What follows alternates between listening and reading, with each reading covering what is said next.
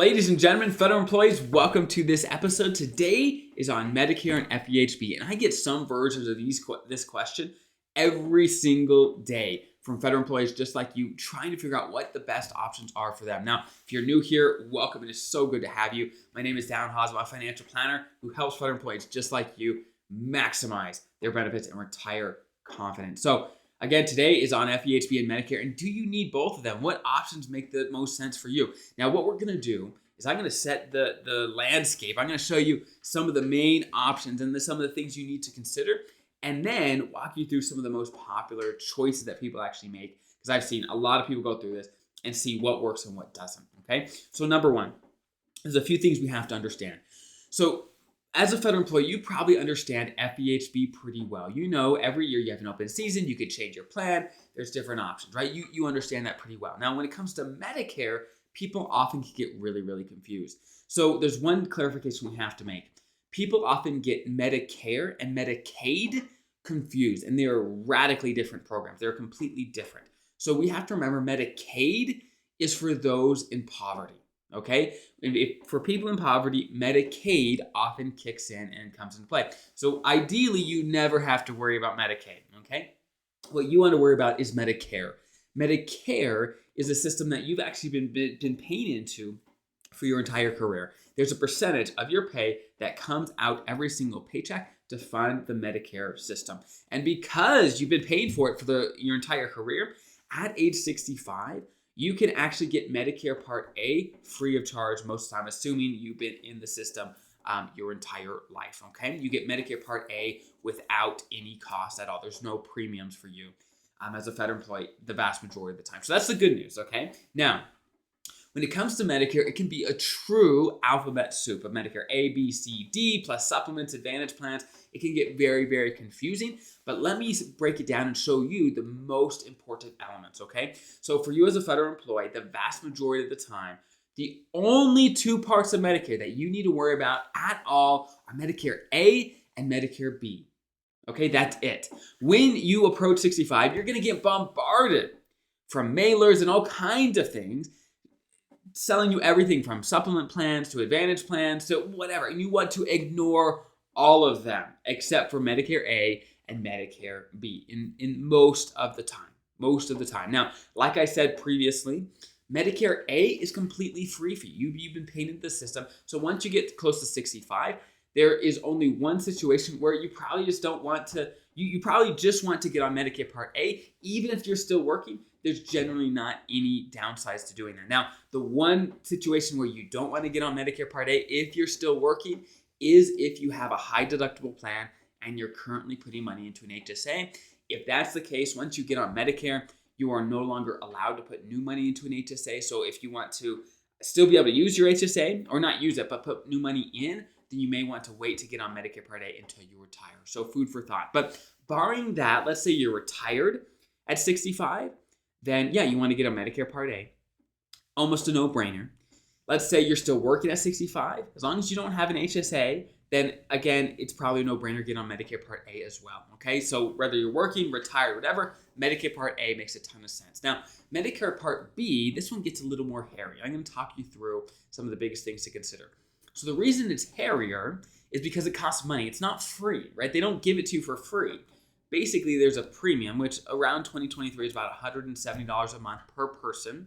Okay, now, and that price does go up with your income. If your income, I don't have the chart in front of me, but if your income as a married couple is more than about $175,000, then it does go up, right? So if you plan to have that much income in retirement, more than $175,000, then you want to look at the Medicare premium charts to see kind of roughly what it's going to be like for you. But assuming your income isn't that high in retirement, then about $170 per month per person. So if you're married, right, that's $300 some per month per person. Above and beyond, let's say you keep your FEHB, then you'd pay that as well, okay? Now, this is how Medicare Part B works. Long story short, you don't have to take Medicare Part B. There's no requirement to, unless you're on TRICARE. If you are on TRICARE, TRICARE does tend to require you to be on Medicare Part B. So food for thought. So barring that, you don't have to though. Now, here are the most common options and choices people make. Now, actually, before I do that, let me clarify one thing on Medicare Part B. Medicare Part B, again, at as early as 65, you can get on Medicare Part B. However, because it's not free, most federal employees who are still working at 65 choose to not enroll in Medicare Part B and at least until they retire. Now, the reason behind all this is because first, Medicare Part B costs money, but there's also a Medicare Part B clock. Now, this clock, basically, this is how it works. Let's do an example. Let's say you are retired, okay? You retired, let's say at 60, you're approaching 65 now, and you're deciding on what to do with Medicare. Well, if you get on Medicare A right away, but you decide not to get on Medicare Part B, a clock starts running. The government says, okay, you don't have to get on Part B, no problem, but for every year that you could have been on Part B, so at 65, for every year you delay, and let's say you want Medicare Part B later, we're going to add a 10% penalty for every single year that you delay. Okay, so let's do an example. Let's say, again, you are eligible to start Medicare Part B at 65. Well, let's say you wait till 70. Well, at 70, your premiums are going to be 50% higher because that's 10% per year, and that was 5 years, from 65 to 70. Your premiums are going to be 50% higher because you waited. You waited to make that decision. Now, that's why many people hop into Medicare Part B as soon as they're eligible. Now, the couple exceptions to that 10% penalty rule that happens is if you're still working, the clock does not start until you retire. Or if your spouse is still working and you're under their plan, then the clock doesn't start till they retire. So, for example, let's say your spouse is 60 and you're 65. As long as you're under their plan, you're covered under your spouse's plan who is still working, you don't have to enroll in Medicare Part B. The clock doesn't start until they retire. So let's say they retire at 65, you're now 70, then at 70 you could enroll without any penalty. Okay, so that's how the penalty works. So long story short, whatever you want to do with Part B, you probably want to make the decision as soon as you're eligible. You don't want to just not enroll at all and not face this decision until later, and then maybe face some penalties because you didn't make a decision up front. Okay, so that's kind of the background on Medicare and the things like that. Now, what are the most common options? Some people, when they retire, they decide to only keep FEHB and not enroll in Medicare. Now, that is 100% an option. Some people love whatever FEHB plan they're on. They get a good comprehensive plan that they're happy with, that they're good with, and that's what they do. Now, there's some advantages where you know what it's going to cost, right? And you're used to it, and there's no changes. Now, in retirement, you tend to have as much medical expenses as you're going to have. It's going to probably happen in retirement. So you want to make sure you have a plan that is going to cover you despite all of that, okay? That's number one. Number two, the next option that is super, super common. Well, let me take that back. Let's start with a different option. The next option that is actually pretty rare, and I don't see it very often at all, is some people drop FEHB and they get on Medicare A/B plus a supplement plan.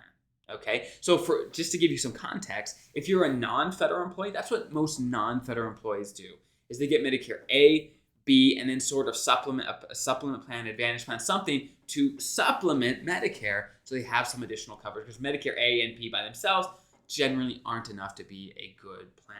Okay, so some people do that. Again, it's rare because most people like FEHB and the government still subsidizes a huge part of it for you, even in retirement. And so most people want to keep FEHB at least to some degree. So that's option number two.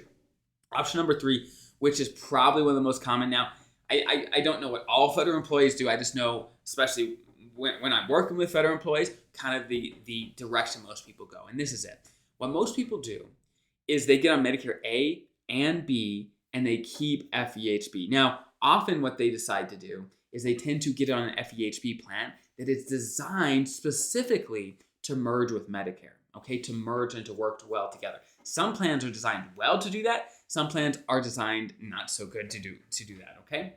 Now, if you find a plan that merges well with Medicare, it's going to do a couple things. First, the premiums are going to be relatively small. They're going to be smaller, which is nice.